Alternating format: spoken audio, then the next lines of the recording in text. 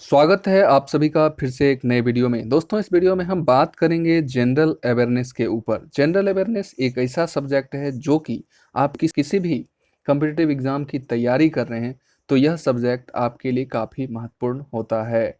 आपका रिजल्ट देने वाला सब्जेक्ट अगर कोई होता है तो यही होता है, क्योंकि मैथ रीजनिंग वगैरह बहुत सारे लोग बना लेते हैं, लेकिन इसी सब्जेक्ट के कारण आपका रिजल्ट होता है या नहीं होता है वो डिपेंड करता है जनरल अवेयरनेस के ऊपर।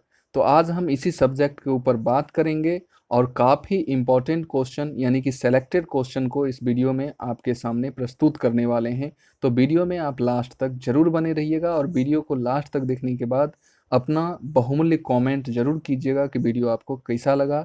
वीडियो को लाइक कर दीजिएगा और चैनल पर पहली बार आए हैं तो चैनल को सब्सक्राइब कर दीजिएगा। देखिए, यह एक ऐसा विषय है कि मैं चूंकि बात करने वाला हूँ आपको बिहार बीएड सीईटी एग्ज़ाम के ऊपर, और उसी के संदर्भ में यह वीडियो लेकर आप लोगों के सामने आया हूँ। तो उसी के संदर्भ में मैं बात करूँगा इस वीडियो में। तो जैसे कि गवर्नमेंट कॉलेज पाने की बात की जाए तो गवर्नमेंट कॉलेज पाने के लिए आपको अधिकतम मार्क्स गेन करने होंगे, सबसे ज़्यादा मार्क्स प्राप्त करना होगा। तो आप सभी को पता है कि जनरल अवेयरनेस जो है इस परीक्षा में, इस एग्ज़ाम में कंबाइंड एंट्रेंस टेस्ट जो होता है बिहार में बीएड में प्रवेश के लिए, उसमें सबसे ज़्यादा मार्क्स का अगर क्वेश्चन आता है तो वो आता है जनरल अवेयरनेस का, यानी कि 40 क्वेश्चन 40 मार्क्स का आता है। और जितने भी सेक्शन हैं और जितने भी विषय हैं इससे कम ही मार्क्स के आते हैं। कोई 25 मार्क्स के आते हैं तो कोई 15-15 करके आते हैं। तो आपको पता ही होगा ये सारे बात।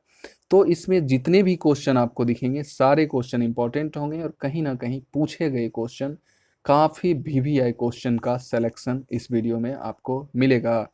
तो आई होप कि वीडियो में आप लास्ट तक बने रहेंगे और वीडियो आपको अच्छा भी लगेगा। तो आइए हम प्रश्न को स्टार्ट करते हैं। उससे पहले आप लोगों से रिक्वेस्ट है कि चैनल को सब्सक्राइब जरूर कर लीजिएगा और बेल आइकन अवश्य दबा दीजिएगा, ताकि कोई भी वीडियो इस चैनल पर आवे तो सबसे पहले नोटिफिकेशन आप लोगों को मिलता रहे। तो मैं अब ज़्यादा देर नहीं करूँगा, मैं चलूँगा सीधे प्रश्न की तरफ और पहले प्रश्न से अपना स्टार्ट करता हूँ। तो ये आपके सामने पहला क्वेश्चन दिख रहा होगा, बैडमिंटन से संबंधित खिलाड़ी हैं।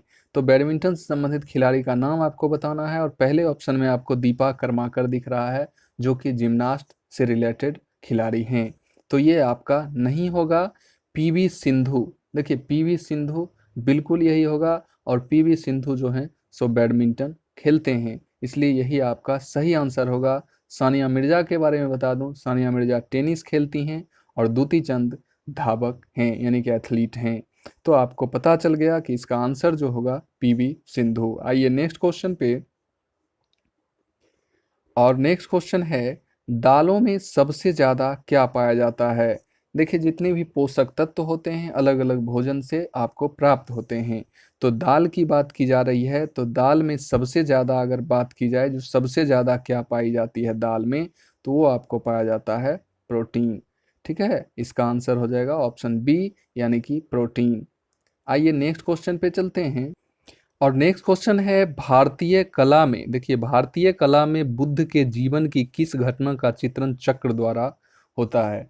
देखिए, भगवान बुद्ध जो थे उनके हर एक जीवन के जो जितने भी घटना हुए थे, जैसे कि गृह त्याग किए थे, तो ये सारे घटना जो थे, जैसे जन्म हुआ उनका, तो किसी न किसी चिन्ह से रिलेटेड था। तो यहाँ चक्र के बारे में आपसे पूछा जा रहा है। तो चक्र जो था दोस्तों, ये प्रथम उपदेश से संबंधित था, प्रथम उपदेश से रिलेटेड था। तो यही आपका ऑप्शन ए आंसर होगा। आइए नेक्स्ट क्वेश्चन पे चलते हैं।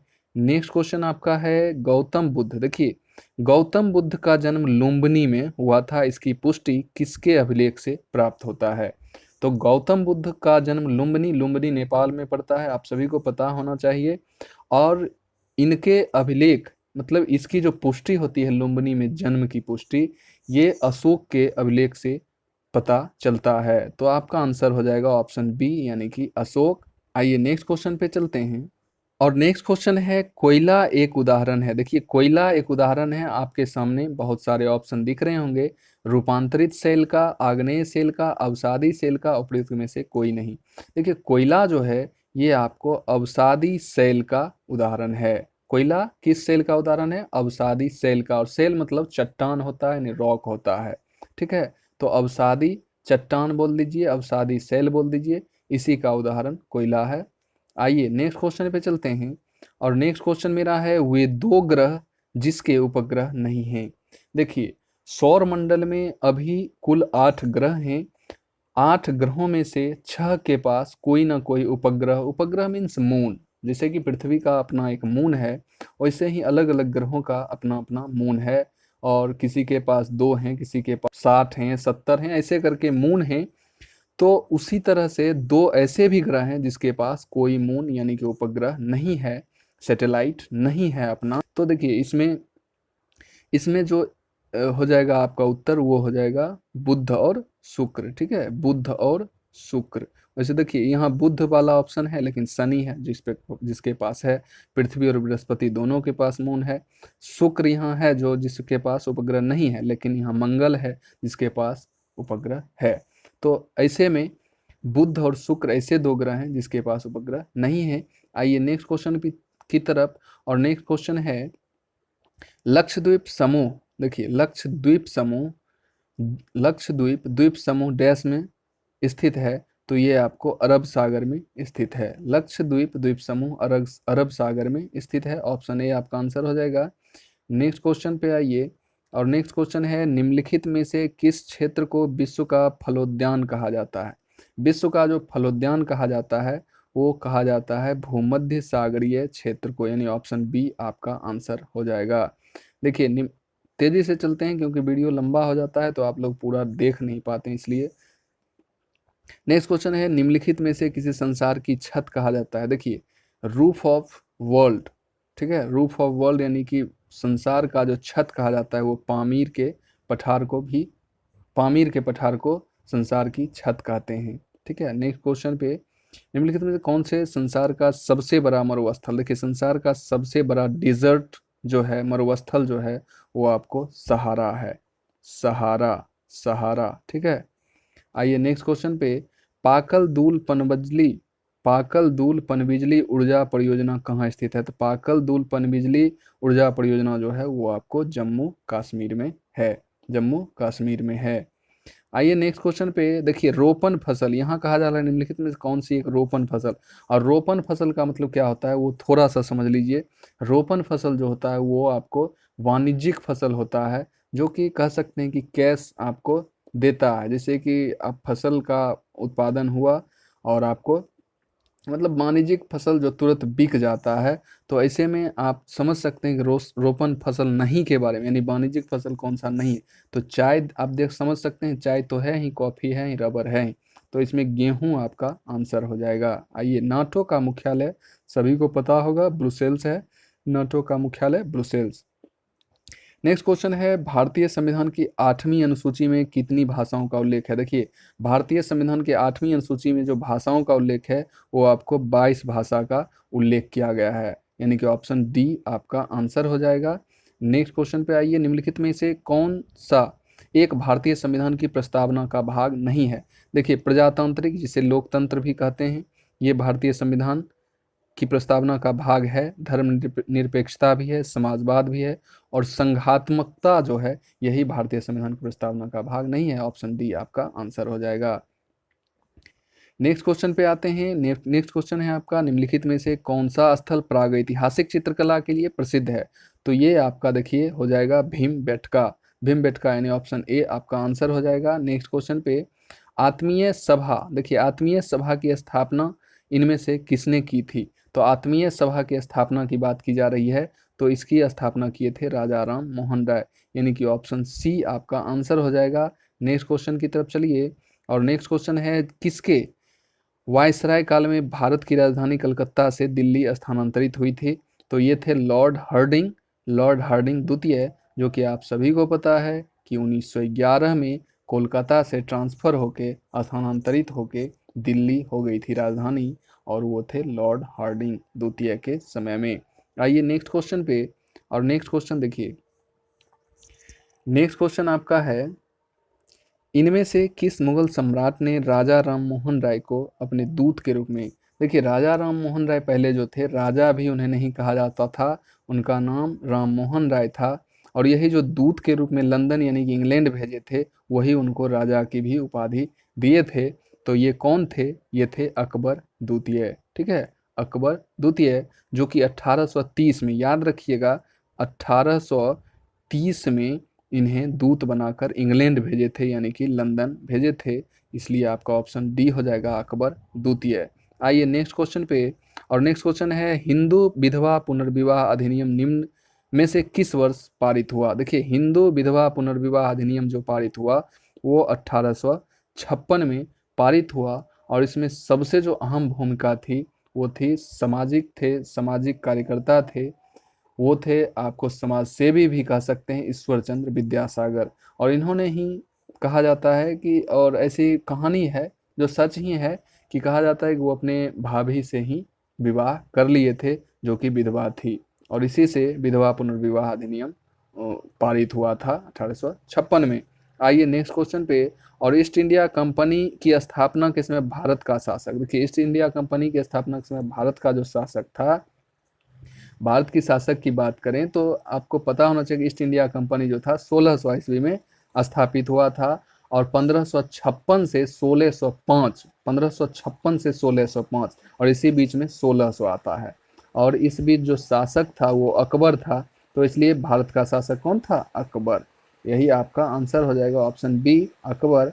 आइए नेक्स्ट क्वेश्चन है, शेख निजामुद्दीन औलिया इनमें से किस सूफी संत के शिष्य थे? देखिए, शेख निजामुद्दीन औलिया जो थे, ये आपको बाबा फरीदुद्दीन गंजे शकर के शिष्य थे। नेक्स्ट क्वेश्चन पे आते हैं, इन बादशाहों में कलंदर के नाम से कौन विख्यात था? तो कलंदर जो था वो बाबर को कहा जाता था। ठीक है, बाबर को कलंदर कहा जाता था।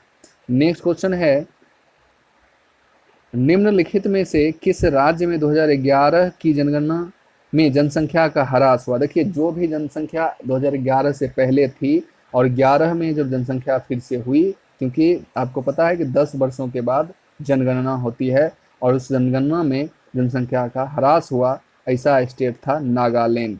ठीक है, तो आपका ऑप्शन डी हो जाएगा, नागालैंड। आइए नेक्स्ट क्वेश्चन पे, हैदराबाद किस नदी के किनारे स्थित है? तो हैदराबाद मूसी नदी के किनारे स्थित है। नेक्स्ट क्वेश्चन पे, 1 हेक्टेयर सेंटीमीटर में पानी की कुल मात्रा, देखिए 1 हेक्टेयर सेंटीमीटर में पानी की कुल मात्रा जो होगी वो आपको 1 लाख लीटर होगी, 1 लाख लीटर। आइए नेक्स्ट क्वेश्चन पे, केला का कायिक प्रवर्धन होता है, तो केला का जो कायिक प्रवर्धन होता है दोस्तों, वो शकर द्वारा होता है। किसके द्वारा होता है? शकर द्वारा। काफ़ी वीवीआई क्वेश्चन है, आप लोग चैनल सब्सक्राइब कर लीजिएगा, क्योंकि इस प्रकार का वीडियो और भी आप लोगों को मिलता रहेगा। और वीडियो को अपने दोस्तों को भी जरूर शेयर कीजिएगा। आइए नेक्स्ट क्वेश्चन पे चलते हैं।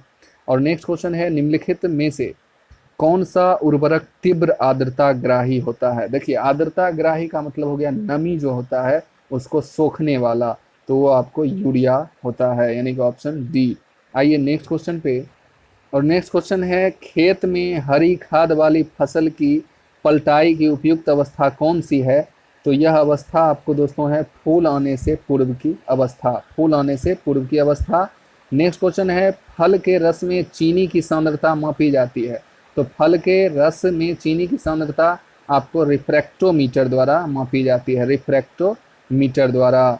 नेक्स्ट क्वेश्चन, जेली बनाने में पैक्टिन का प्रमुख कार्य, देखिए जेली बनाने में पैक्टिन का जो मुख्य कार्य है वो फलों के रस को थक्का बना देता है। इसे मुरब्बा वगैरह बनता है ना, मुरब्बा वगैरह, तो वही हो गया, जेली हो गया बनाने के लिए। आइए नेक्स्ट क्वेश्चन, टमाटर का जो रंग लाल होता है वो क्यों होता है? तो वो होता है लाइकोपीन के कारण, option D, lycopene. Next question पे चलते हैं, नींबू का फल प्रचुर स्रोत है, देखिए नींबू का जो रस, नींबू का जो फल है वो आपको सबसे ज़्यादा उसमें साइट्रिक अम्ल यानी कि सिट्रिक अम्ल पाया जाता है, तो ऑप्शन ए आपका आंसर हो जाएगा। केंद्रीय एग मार्ग प्रयोगशाला कहाँ है? देखिए, केंद्रीय एग मार्ग प्रयोगशाला की बात की जा रही है, ये आपको नागपुर में है, यानी कि ऑप्शन बी आपका आंसर हो जाएगा। दोस्तों लास्ट तक वीडियो में बने रहिएगा, क्योंकि लास्ट में हम 2-3 क्वेश्चन और एक्स्ट्रा बताने वाले हैं, जो कि आप लोगों के लिए काफ़ी इम्पोर्टेंट होने वाला है। नेक्स्ट क्वेश्चन है, संविधान सभा के अस्थाई अध्यक्ष, देखिए संविधान सभा के अस्थाई अध्यक्ष तो डॉक्टर राजेंद्र प्रसाद थे, लेकिन वो अस्थाई अध्यक्ष जो कि मात्र 2 दिन के लिए बने थे वो थे डॉक्टर सच्चिदानंद सिन्हा। तो यहाँ स्थायी अध्यक्ष की बात की जा रही है, तो ऑप्शन ए आपका डॉक्टर राजेंद्र प्रसाद आंसर होगा। ठीक है, देखिए नेक्स्ट क्वेश्चन है, राष्ट्रपति की अनुपस्थिति में उसके समस्त कार्य किसके द्वारा किए जाते हैं। देखिए राष्ट्रपति की अनुपस्थिति में समस्त कार्य उसका उपराष्ट्रपति करेगा। उपराष्ट्रपति इसीलिए तो बनाया जाता है। और उपराष्ट्रपति जो होता है दोस्तों, राज्यसभा का पदेन अध्यक्ष भी होता है। जो भी उपराष्ट्रपति बनेगा ऑलरेडी वो राज्यसभा का पदेन अध्यक्ष हो जाता है। आइए नेक्स्ट क्वेश्चन पे। नेक्स्ट क्वेश्चन है, निम्नलिखित में से कौन सा संयुक्त राष्ट्र संघ का अभिकरण नहीं है। तो देखिए इसमें से संयुक्त राष्ट्र शैक्षणिक, वैज्ञानिक और सांस्कृतिक संगठन है ही, विश्व स्वास्थ्य संगठन WHO है ही, खाद्य और कृषि संगठन यानी कि FAO भी है, और अंतर्राष्ट्रीय न्यायालय यानी कि ये जो है जिसका मुख्यालय आपको द हेग में है, ये जो है संयुक्त राष्ट्र संघ का अभिकरण नहीं है। ठीक है, तो यही आपका ऑप्शन डी आंसर हो जाएगा। आइए नेक्स्ट क्वेश्चन पे, कौन सा उर्वरक किसान खाद के नाम से जाना जाता है। तो किसान खाद के नाम से जाना जाने वाला जो उर्वरक है वो आपको है calcium ammonium nitrate. Calcium ammonium nitrate यानी ऑप्शन सी आपका आंसर हो जाएगा। तो लास्ट तक जो भी लोग बने रहे उनको कुछ और क्वेश्चन का फायदा होने वाला है, जैसे कि झंडा गान विजय विश्व तिरंगा प्यारा के रचयिता। तो इसके जो रचयिता हैं दोस्तों श्यामलाल गुप्ता पार्षद जी हैं। तो ये है। उसके बाद देखिए थायराइड से निकलने वाला हार्मोन जो होता है वो आपको थायरॉक्सिन होता है, आप लोग याद रखिएगा। और आज का लास्ट क्वेश्चन जो कि ओरली में बता रहा हूँ, 2 वर्ष से 6 वर्ष की आयु के उम्र के बच्चों को किस अवस्था में रखा जाता है। तो वो रखा जाता है आपको बाल्यावस्था। ठीक है, बाल्यावस्था। तो यही था आज का क्वेश्चन। आपको कैसा लगा जरूर बताइएगा कमेंट करके, और वीडियो को लाइक कर दीजिएगा। चैनल पर पहली बार आए हैं या अभी तक चैनल को सब्सक्राइब नहीं किया है तो चैनल को सब्सक्राइब करके जाइएगा। धन्यवाद।